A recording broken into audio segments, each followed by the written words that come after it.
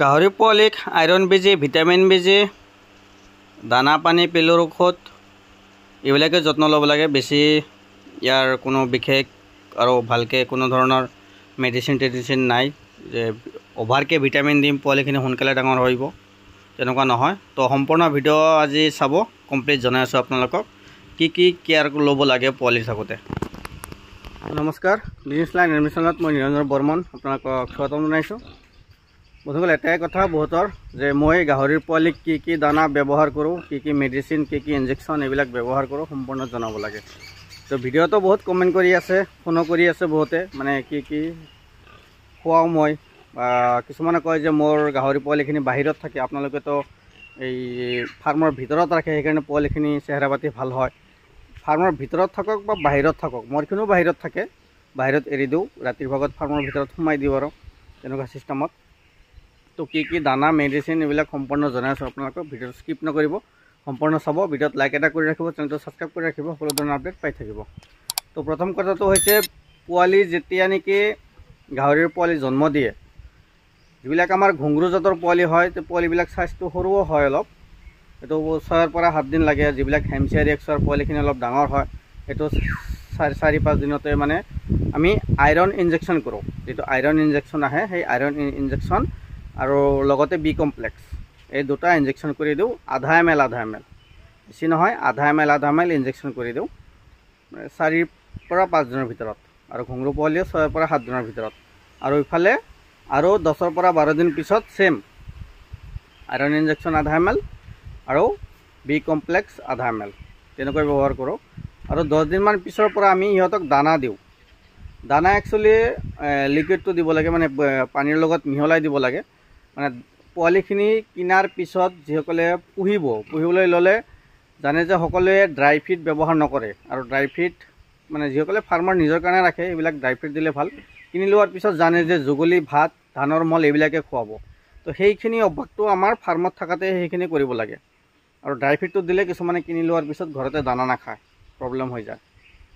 সেইকাৰণে আমি dry feed ব্যৱহাৰ নকৰোঁ। আমি এই গাহৰি যিটো দানা আহে ষ্টাৰ্টাৰ, সেই ষ্টাৰ্টাৰ, ভাত, চাপৰ এইখিনি মিক্স কৰি দিওঁ। প্ৰথম 10 দিন বয়সৰ পৰা দিওঁ অলপ অলপ। যেতিয়া 15-20 দিন পাৰ হোৱাৰ পিছত যেতিয়া অলপ অলপ খায়, তেতিয়া সিহঁতক এই ভীমকলো দিওঁ। ভীমকলো মিক্স কৰি মাখি সিহঁতৰ মিহলাই দিওঁ সিহঁতক। তাৰপিছত আপোনাৰ যেতিয়া নেকি ভালকৈ দানা 20 পৰা 25 দিনৰ পিছৰ পৰা যেতিয়া ভালকৈ দানা খায়, দানা খোৱাৰ পিছত আমি কি কৰোঁ, এসপ্তাহ লিভাৰৰ ঔষধ ব্যৱহাৰ কৰোঁ। এসপ্তাহমান লিভাৰ ঔষধ ব্যৱহাৰ কৰি সিহঁতক পেলুৰ ঔষধ ব্যৱহাৰ কৰোঁ। পেলুৰ ঔষধটো দিয়াৰ পিছত আৰু এসপ্তাহ লিভাৰ, এনেকৈ দিলে কি হয়, পোৱালিখিনি মানে গ্ৰ'থটো সোনকালে আহে। এই কিছুমান পোৱালি গ্ৰ'থটো সোনকালে নাহে, মানে পেলু হৈ যায়। পেলু হৈ গ'লে যিমান প্ৰ'টিন থাকে সেইবিলাক চব মানে এই পেলুৱে খাই দিয়ে, পোৱালি ডাঙৰ নহয়, ক্ষীণাই যায় পোৱালিবিলাক, হাড় চাৰাবিলাক এইবিলাক ওলাই যায়। তো এনেকুৱা নিয়মিতভাৱে ঔষধ পাতি ব্যৱহাৰ কৰিলে মানে পোৱালিখিনি সোনকালে গ্ৰ'থ হয়।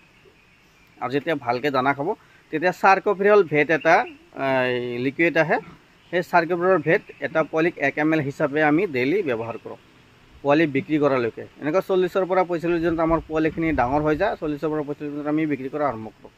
তো আকৌ এবাৰ জনাইছোঁ আপোনালোকক, যেতিয়া নেকি 4 পৰা 5 দিনত সিহঁতক আইৰণ আৰু বি কমপ্লেক্স, আৰু যেতিয়া নেকি পোৱালিখিনি 14 পৰা 15 দিন হ'ব, তেতিয়া আইৰণ, বি কমপ্লেক্স, তাৰপিছত দানা পানীটো ক'লোৱে, দানা পানী, গাহৰিৰ দানা, ভাত, চাপৰ এইবিলাক মিক্স কৰি আমি দিওঁ। তাৰপিছত আপোনাৰ এই যেতিয়া নেকি পেলুৰ ঔষধ দিব লাগে, তাৰ আগতে এসপ্তাহ লিভাৰ দিব লাগে। লিভাৰ 1 সপ্তাহ দি ব্যৱহাৰ কৰি তাৰপিছত পেলুৰ ঔষধ একদম মৰ্ণিং টাইম, তাৰপিছত আৰু আপোনাৰ লিভাৰ, পেলুৰ ঔষধ দি এনেকৈ ব্যৱহাৰ কৰাৰ পিছত যেতিয়া নেকি পোৱালিয়ে পূৰা দানা খায়, তেতিয়া চাৰ্কোফেৰল ভেট এটা ভিটামিন আহে, সেইটো ব্যৱহাৰ কৰোঁ আমি।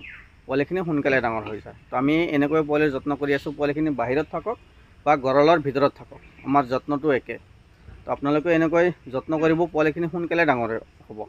কিছুমানৰ পোৱালি বেছিকৈ হয়, পোৱালি জানে যে আমাৰ গাহৰি পোৱালিকেইটা 17টা 18টালৈকে পোৱালি দিয়ে, সেইকাৰণে আমাৰ কেয়াৰটো বেছি ল'ব লাগে, বা ভিটামিন এইবিলাক মানে বেছি ব্যৱহাৰ কৰিব লাগে পোৱালিখিনি সোনকালে ডাঙৰ হোৱাৰ কাৰণে, বা গাখীৰ কমকৈ পায়। আৰু বহুতে মানে গাখীৰ কম হয়, গাখীৰ কম হোৱাৰ কাৰণে বেলেগকৈ ভিটামিন মাকক বেছি দিলেই মানে পোৱালিকেইটাৰ লুজ মচন আহি যায়। সেইকাৰণে গাখীৰ কম হওক, গাখীৰ কম হ'লে আপোনালোকে দানাটো বেছি ব্যৱহাৰ কৰিব। দানা বেছি ব্যৱহাৰ কৰিলে গাখীৰ অট'মেটিক পাই যাব। তো গাখীৰৰ কাৰণে বেলেগকৈ ভিটামিন ব্যৱহাৰ কৰিলে কি হয়, পোৱালিখিনি লুজ মচন হৈ যায়। তো বহুতে ফোন কৰি আছিল। তো মোৰ পোৱালিৰ যিখিনি যত্ন এইখিনি মাজে মাজে কলপাত বা কোমল ঘাঁহ বাহিৰত দিলে কোমল ঘাঁহবিলাক খায়, কলপাত দিওঁ মাজে মাজে, তো খায়। তো এইখিনি আজিৰ ভিডিঅ', ধন্যবাদ।